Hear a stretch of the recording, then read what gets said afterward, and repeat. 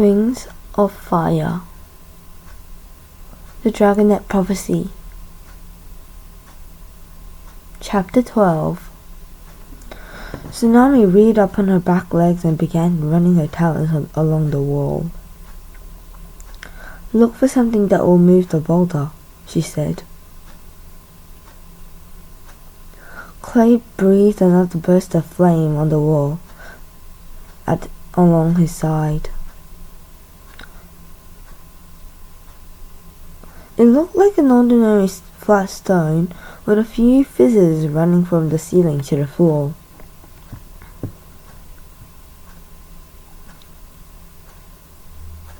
He scraped his claws through the cracks. Nothing happened except his claws tingled painfully. He tried sniffing around the boulder, then shoved it, but it wouldn't move any more than it had on the other side. "I hope Starflight's right," he said, pushing away the sinking feeling in his stomach. "I hope we really can open it from this side." "We can," Tsunami said fiercely. "It'll be a lever or something." She backed away a few steps, peering up at the top of the boulder. "Or magic," Clay said. "What if it's a magic word or some kind of talisman we don't have?" Tsunami stared at the boulder for a moment, frowning, then shook her head.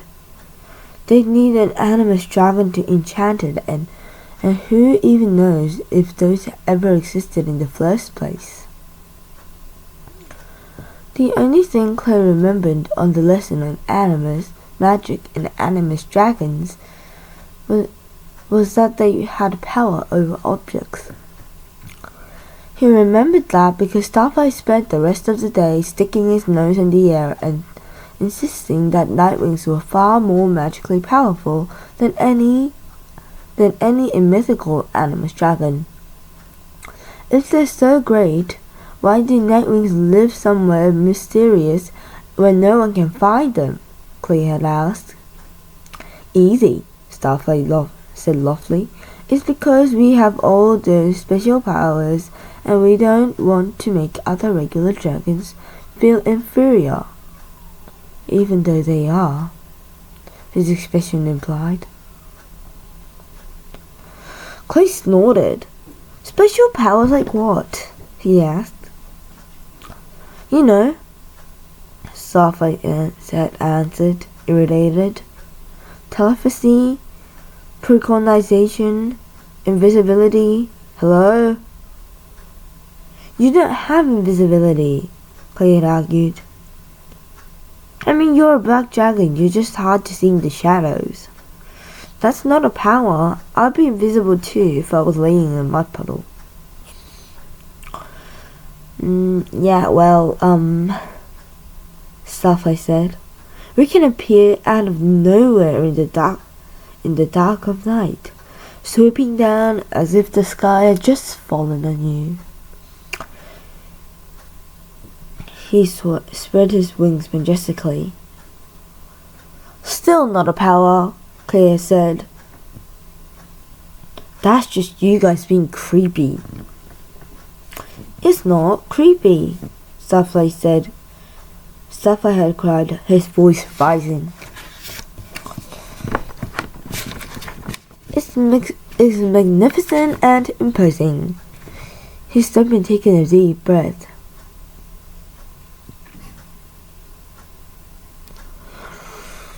"Besides, we're the only ones with visions of the future, so there." "Well, I say until the Nightwings come down off the clouds. All we have is rumors and mumbo-jumbo prophecies that couldn't mean anything." Then Clay had draped his wings off the rim of the ledge and peered across at Starflight. I mean, it's not like you have any special mind powers other than being way too smart. Well, I'll have powers eventually, Starfire huffed. Maybe something nightwings develop when they're older.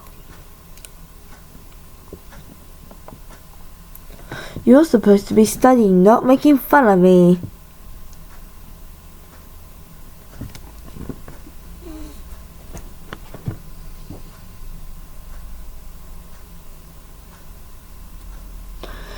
I wasn't making fun, Clea protested. It was true he'd been trying to distract Starfire from studying though. But of course that never worked for long. But Clay scraped at the floor under the boulder. He actually missed Starflight. More than that, he was worried.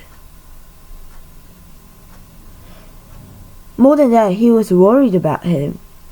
How did Kestrel react when she couldn't find Clay, Tsunami, or Glory?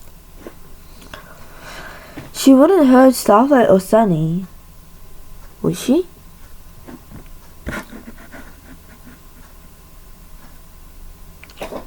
Suddenly, his claws caught on something.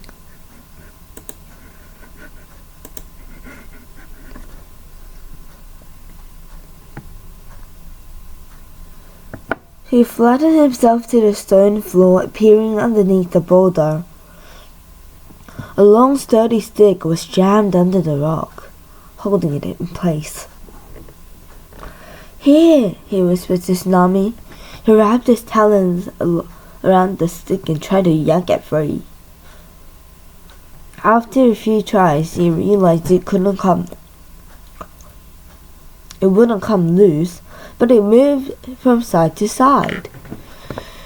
He tried sliding it sideways, then the boulder began to roll. He stopped and quickly looked at Tsunami. What if Wisp and Dune are waiting for us? Clay asked. They can't stop us. Not all 5 of us.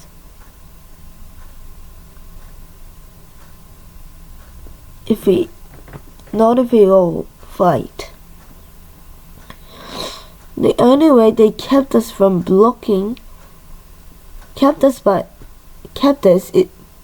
by blocking the boat way out. Once it's open, we're free.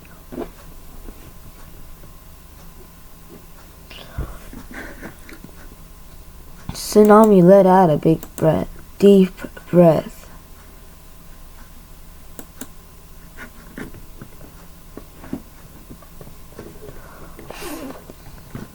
All right,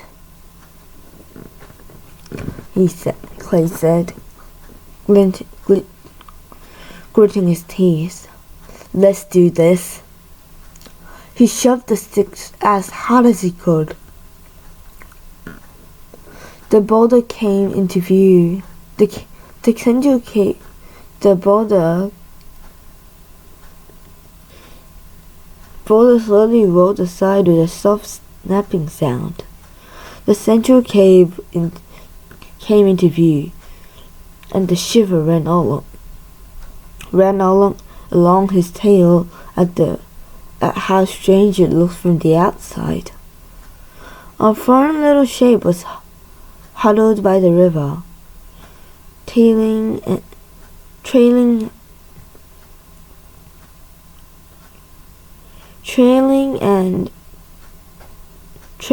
her talons in the water.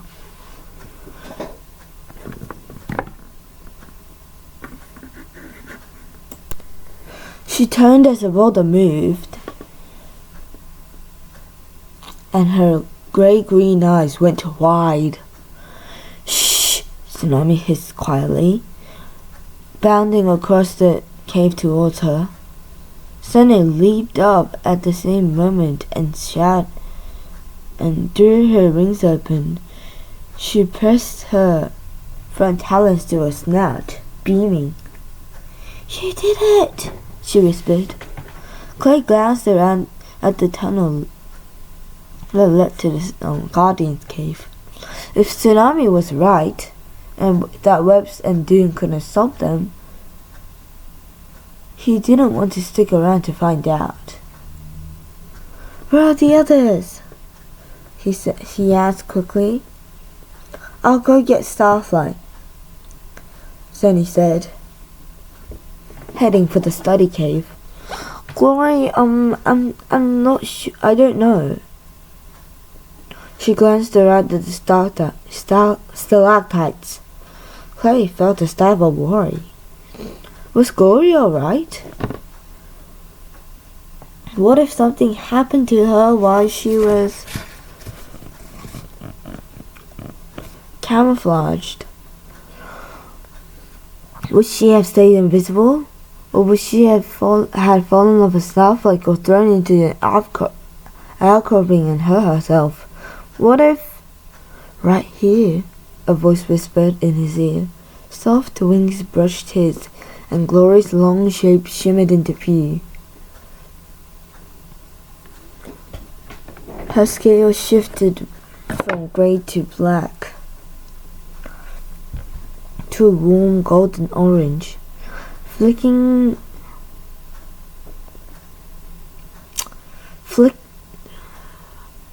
orange flicked with dark blue. "You're right," Clay said. In a relief, he twisted his tail around hers without thinking. She tensed, but she didn't pull away immediately like she normally would. Instead, she nudged him with her elegant snout. "Of course I am," she said. "I would have been fine on my own, you know." Perhaps she felt his wings droop, because she added, "But thanks for doing insanely dangerous things to me anyway." "Anytime," Clay said happily. Glory stepped back and nodded at Starflight at where Starflight was staggering out the tunnel from the study cave. "Kestrel was pretty furious," she said. "I just had to listen to her from my hiding place. Those two got burnt of it."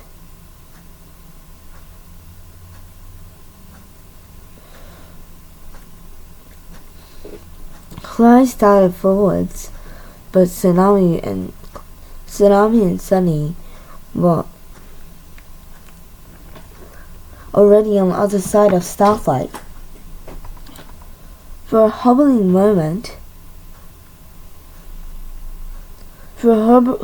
moment, he thought Starflight was limping, that he was beaten or burned or terribly injured by Kestrel.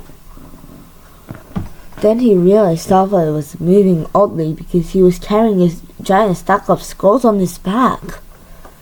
"Oh, no you don't," Tsunami said, pulling away from him.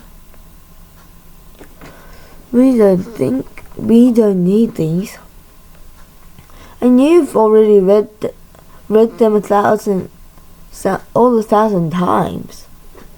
You might need them," Starflight protested, yanking it back. "They tell us what is safe to eat and all the different travel customs and how to fly in bad weather. Then you could tell us all those things," Clay said. You're going to anyway." "But what if I forget something important?" Starflight fitted. "Ha! You'd be a lot more likable if you ever did forget anything, Chloe said. The only thing that is important is getting out of here right now, Tsunami said, before Webbs and Dune wakes up. And before Kestrel comes back, Chloe added. What a thrilling news! Kestrel is part of this? I've been looking for her for an awfully long time. The 5 dragons roared around. Queen Scarlet was standing in the entranceway. Beside her, the tunnel was blocked by the row of sky and the different shades of flame. All of them large, all of them breathing small snouts of fire. All of them angry. But none of them looked as angry as the Queen of the Sky Wings.